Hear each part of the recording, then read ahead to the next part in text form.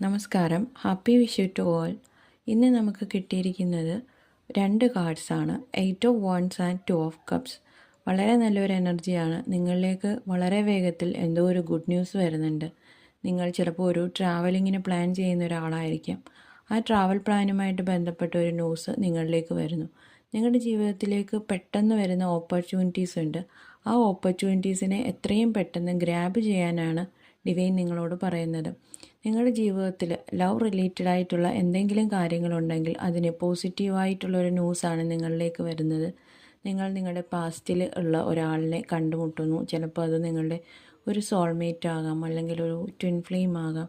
അതുമല്ലെങ്കിൽ നിങ്ങളുടെ കഴിഞ്ഞുപോയ പാസ്റ്റിലെ ഒരാളുമാകാം. ഈ ആളുമായിട്ട് നിങ്ങൾക്കൊരു സോൾ എഗ്രിമെൻ്റ് ഉള്ളതായിട്ട് കാണുന്നുണ്ട്. നിങ്ങളുടെ ജീവിതത്തിൽ നിങ്ങളുടെ ലവ് ഫ്ലറിഷ് ആകുന്ന ഒരു സമയമാണിപ്പോൾ. നിങ്ങളുടെ ലവിൽ കൂടുതലൊരു കമ്മിറ്റ്മെൻറ്റും റൊമാൻസും ഫണ്ണും ഒക്കെ വരുന്നൊരു സമയം. നിങ്ങളുടെ ഫൈനാൻസിലാണെങ്കിൽ നിങ്ങൾക്ക് പുതിയ ഓപ്പർച്യൂണിറ്റീസ് വരുന്നുണ്ട്. എത്രയും പെട്ടെന്ന് അത് ഗ്രാബ് ചെയ്യാനാണ് പറയുന്നത്.